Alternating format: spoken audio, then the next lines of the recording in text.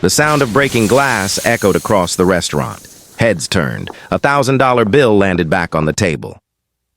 "Take it," she said quietly, her hand steady, her eyes calm. Ethan Cole froze. 3 years. 3 years after their divorce. And this was how he found her. Working as a waitress. Her uniform was simple, her hair tied back. No jewelry, no makeup. Just the same calm expression he remembered from years ago. Only now, there was something different, something colder. Ethan leaned back in his chair, stunned. He glanced at the bill, then back at her. "You don't want it?" he asked, half amused, half irritated. "I don't accept charity from someone who once called me a burden." The table went silent. The people sitting nearby pretended not to listen, but their ears were already tuned in. Ethan forced a chuckle. "Relax, Sarah. It's just a tip." She shook her head slowly. "No, it's not." Her voice was soft, but it carried weight. "You always thought money made you better than everyone else. I see that hasn't changed." Ethan felt the sting. He wasn't used to being spoken to like that. Not anymore. Not since he became one of the youngest billionaires in the country. He folded his arms.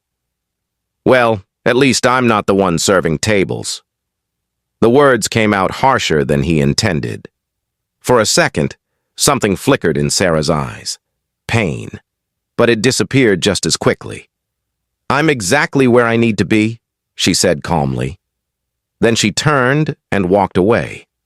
Ethan watched her go, his jaw tightening. 3 years ago, he had walked away from her without looking back. And now, here she was, still poor, still struggling, still refusing his money. It didn't make sense. Because 3 years ago, she had nothing. Nothing. Back then, Ethan wasn't rich. He wasn't powerful. He was just a struggling entrepreneur with a dream and a failing startup. And Sarah? Sarah was the one paying the rent. Sarah was the one working double shifts. Sarah was the one bringing home groceries when his bank account hit zero. "I believe in you," she used to tell him. Every night, every rejection, every failure. "I believe in your idea, Ethan. Don't give up." But then things changed. Ethan started meeting wealthy investors, attending elite networking events, seeing how powerful people lived. And slowly, he began to feel embarrassed. Embarrassed by Sarah's old clothes, embarrassed by their tiny apartment, embarrassed by her working 2 jobs just to keep them afloat. One night, he came home late from a business dinner. Sarah had waited for him, dinner already cold on the table. "You're late?" she said gently. "I had an important meeting," he replied, loosening his tie. She smiled. "That's good. Maybe this investor will finally—" "She's not an investor," Ethan interrupted. Sarah paused. "She?" Ethan hesitated. "Just someone important. Someone who understands where I'm going." Sarah nodded slowly. "I understand too." Ethan sighed. "No, Sarah, you don't." The words hung heavy in the air. "What does that mean?" she asked quietly. Ethan looked around their small apartment. The peeling paint, the worn couch, the flickering light. "It means I need someone who fits my future." Sarah's face paled. "I thought I did." Ethan looked away. "I'm building something big, Sarah. I can't stay stuck in this life forever." Her voice trembled. I never asked you to stay stuck. I've been supporting you." "I know," he said quickly, "but sometimes support isn't enough." Silence filled the room. Then Sarah nodded slowly. "I understand."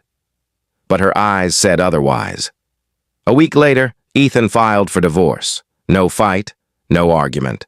Sarah simply signed the papers. Before leaving, she paused at the door. "I hope one day you understand what you're giving up," she whispered. Ethan didn't answer. He believed he was choosing his future. And 3 months later, everything changed. An anonymous investor funded his startup, then another, Then another. His company exploded. Within 2 years, Ethan Cole became a billionaire, and he never thought about Sarah again. Until now. Back in the restaurant, Ethan finished his drink, still unsettled. He motioned for another waitress. That woman, Sarah, how long has she worked here? The waitress shrugged. Not long. Few months. Few months? Yeah, she's not really like the rest of us. What do you mean? The waitress hesitated. Nothing, just... She doesn't act like someone who's struggling. Ethan frowned. That didn't make sense. If she wasn't struggling, why work here? As he stood to leave, he heard 2 employees whispering behind the counter. That's her again. The one who helped Mr. Harris open this place. Yeah, without her, this restaurant wouldn't exist. Ethan stopped walking. Helped open this place? He turned slowly, but before he could ask, Sarah walked back into the room. Their eyes met again. There was no anger now, just quiet understanding. Ethan left the restaurant, but something didn't sit right. That night, he made a call. "Yep, find everything about Sarah Bennett." Within hours, his assistant sent a file. Ethan opened it, and his heart dropped. 3 years ago, Sarah had sold her late father's property. She had transferred a large sum into an investment trust. That trust funded Ethan's startup. Ethan stared at the screen, his chest tightening. No, that couldn't be right. He called his first investor. "Who introduced you to the anonymous trust?" Ethan asked. There was a pause. "You don't know?" The investor replied. "Know what?" "It was your wife, Sarah." Ethan's grip tightened. "She begged me not to tell you. Said she didn't want you to feel obligated." Ethan's mind spun. "She funded me?" "Yes. Without her money, your company would never have survived the first year." Silence filled the room. Ethan sat down slowly. 3 years. And 3 years believing he built everything himself. 3 years believing he left her behind. But the truth, she built him. And he walked away. Just then his phone buzzed. His assistant sounded nervous. "Sir, we have a problem." "What problem?" "Our stock is dropping. A major bank is buying shares aggressively." Ethan frowned. "Which bank?" She hesitated. "Bennett Holdings." Ethan froze. Bennett, Sarah's last name. He opened the financial report. His heart pounded. The majority shareholder, Sarah Bennett. She hadn't been struggling. She had been building quietly, patiently, powerfully. The next day, Ethan returned to the restaurant. Sarah stood behind the counter, calm, composed, like she already knew. "You own Bennett Holdings," he said quietly. She nodded. "And you funded my company." She nodded again. Ethan swallowed hard. "Ma, why didn't you tell me?" Sarah looked at him gently. "Because I loved you. I wanted you to succeed, not feel indebted." Ethan's voice cracked. "And now?" She met his eyes. "Now I learned something important." "What?" She spoke softly. "Never build someone else's future, at the cost of your own." She walked past him, leaving him standing there, realizing the truth. He divorced her because she was poor, but she had been the reason he was ever rich. And now, she was the one holding his future in her hands. If you enjoyed this story, don't forget to like, subscribe, and comment below. Stories like this remind us that sometimes the people we underestimate are the ones who change our lives forever. And sometimes, by the time we realize it, it's already too late. Ethan stood there long after she walked away. For the first time in years, he didn't know what to say or what to do.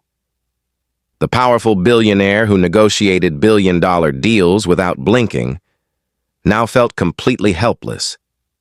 He turned slowly and left the restaurant, but Sarah's words echoed in his head. Never build someone else's future at the cost of your own.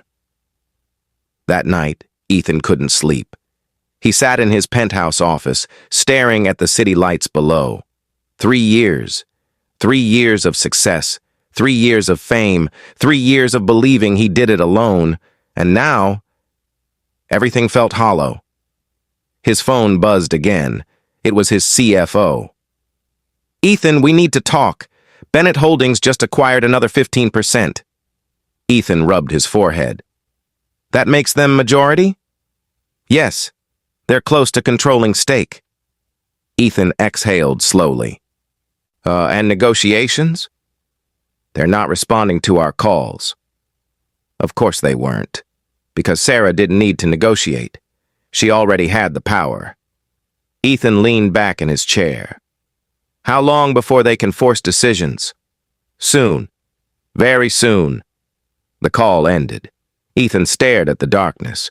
3 years ago, he left Sarah believing she was holding him back. Now she was the one holding his entire empire. The irony wasn't lost on him. The next morning, Ethan returned to the restaurant again. This time, Sarah wasn't serving tables. She was sitting in a corner booth, reviewing documents. Her posture was confident, calm, like someone used to being in control. Ethan approached slowly. "Can we talk?" She looked up, surprised, but not uncomfortable.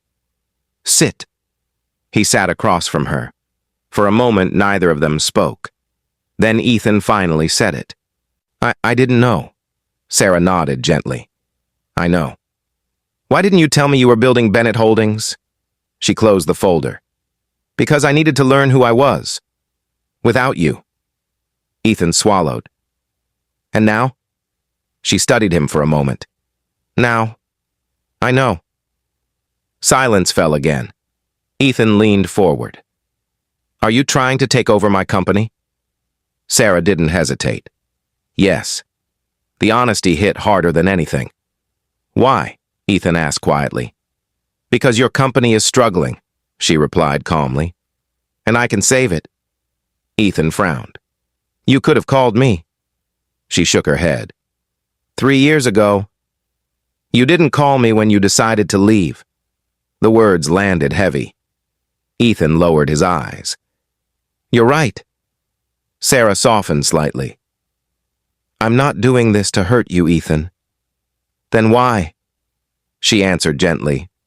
"And I'm doing this because I know what your company could become, and I don't want to see it collapse."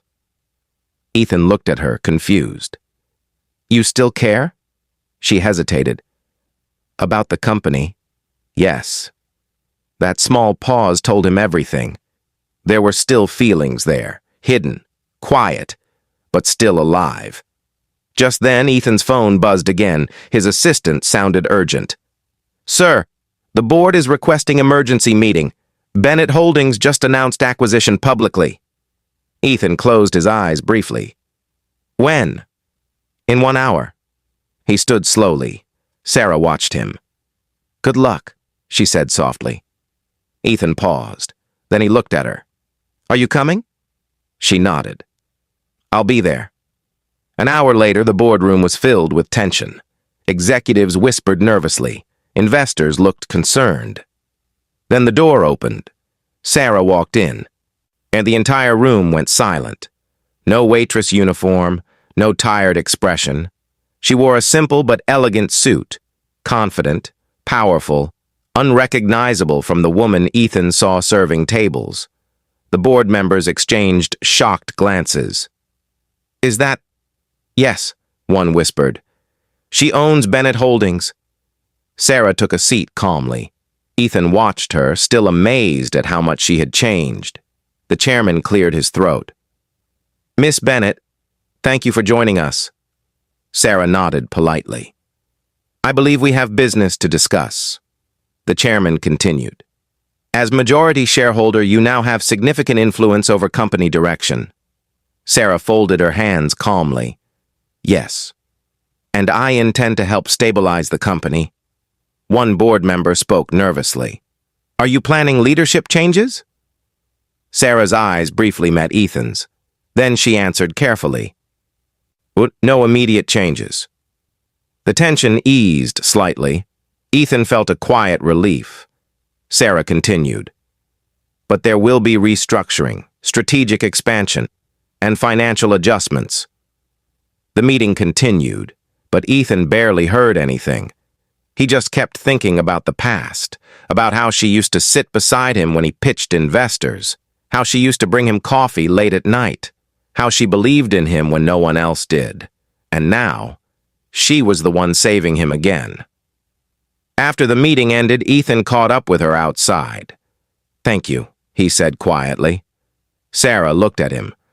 "I'm not doing this for you." "I know, but," she paused, "I don't want to see something we built fail." The word "we" hit him hard. Ethan smiled slightly. "You still say we?" Sarah didn't answer. She just looked away. Then she walked toward the elevator. Ethan watched her go. 3 years ago, he thought leaving her would make him stronger. But now he realized he was never stronger without her. He was just richer. And sometimes, being rich meant nothing. When you realized you had lost the one person who truly believed in you. The elevator doors closed and Sarah disappeared from sight. Ethan stood frozen for a moment, his chest tight with emotions he hadn't felt in years. Regret. Real regret. Not the kind he brushed aside with money or success. This one stayed. Heavy. Uncomfortable. For the first time since becoming a billionaire, Ethan felt small. Days passed, and the company slowly stabilized under Sarah's influence. Her decisions were sharp, calculated, effective. Within weeks, the stock stopped falling. Within a month, it began to rise again. And board members started praising Bennett Holdings. Investors regained confidence, and Ethan noticed something else. Employees seemed calmer when Sarah was involved. They trusted her, just like he once did. One evening, Ethan stayed late at the office. The building was quiet, most employees already gone. As he stepped into the hallway, he saw Sarah walking toward the conference room. She looked tired, but determined. "You're still here?" he asked softly. She stopped. "Work doesn't finish itself." He gave a faint smile. "You used to say that when I worked all night." She nodded. "You used to forget to eat, too." Ethan chuckled quietly. "And you used to bring me coffee." Sarah looked away. "That was a long time ago." There was a pause. Ethan took a breath. "I'm sorry, Sarah." The words came quietly, but sincerely. She looked back at him, surprised. "For what?" "For leaving you. For thinking you weren't enough. For thinking money mattered more." Sarah didn't speak immediately. Her eyes softened, but she stayed composed. "You made the decision you thought was best." "I made the wrong decision," Ethan admitted. Silence filled the hallway. Then Sarah spoke gently. 3 years ago, when you left, I thought my world ended." Ethan felt his chest tighten. "I lost my home, my marriage, my future, everything at once." Her voice remained calm but emotional underneath. "But then, I realized something." "What?" Ethan asked quietly. "I realized I had spent years building someone else's dream, and forgot to build my own." Ethan listened carefully. "So I started over," she continued. "I invested what little I had left, worked quietly, learned everything I could." "And you built Bennett Holdings," Ethan said. She nodded. Slowly, patiently, one step at a time. Ethan shook his head slightly. "You built an empire." Sarah smiled faintly. "Not an empire, just a future I controlled." Her words lingered. Ethan looked at her carefully. "And now, what happens next?" Sarah hesitated. "I continue running Bennett Holdings and helping stabilize your company." "And us?" Ethan asked softly. Sarah's expression shifted. That's more complicated. Ethan nodded. I figured. She studied him for a moment. You've changed. I had to, he replied. Sarah looked thoughtful. Success changes people. Ethan shook his head. No. Losing you changed me. For the first time, Sarah seemed unsure.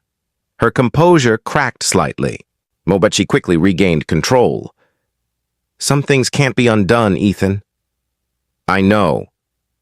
But some things can be rebuilt. Sarah didn't respond.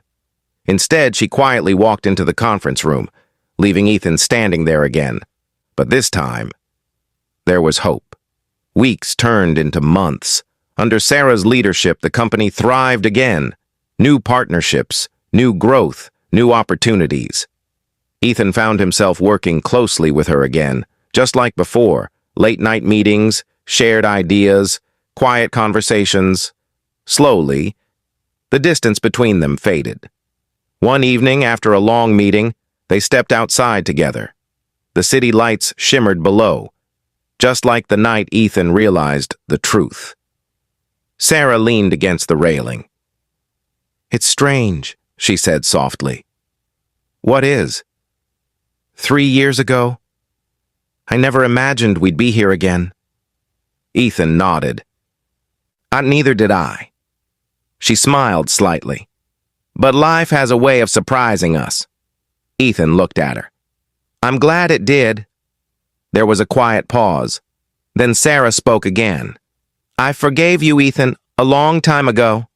He turned toward her, surprised. You did? She nodded. Because holding on to anger only holds you back. Ethan exhaled slowly. But forgiving doesn't mean forgetting. I understand. She looked at him gently. Trust takes time. Ethan nodded. I'm willing to wait. Sarah smiled softly, and for the first time in 3 years, there was warmth between them again. The following week, Ethan sat in the boardroom as the company announced record-breaking growth. Investors applauded, executives celebrated, and Sarah sat calmly beside him, just like she used to. Only now, she was no longer behind him. She was beside him, equal, strong, independent. Ethan leaned toward her quietly. You saved me. Again. Sarah shook her head gently. No, this time we saved it together. Ethan smiled. 3 years ago, he divorced her because she was poor. But the truth, she had never been poor. She had been rich in loyalty, rich in belief, rich in strength. And when he lost her, he lost the most valuable part of his life. Now, as he sat beside her again, Ethan realized something deeper. Success wasn't about money. It wasn't about power. It was about the people who stood beside you when you had nothing. And sometimes, the person you think is holding you back is actually the one holding you up. If you enjoyed this story, don't forget to like, subscribe, and comment below. Your support helps bring more powerful stories like this to life. And remember, never underestimate the person who stands beside you during your struggles. Because one day, they might be the reason you rise again.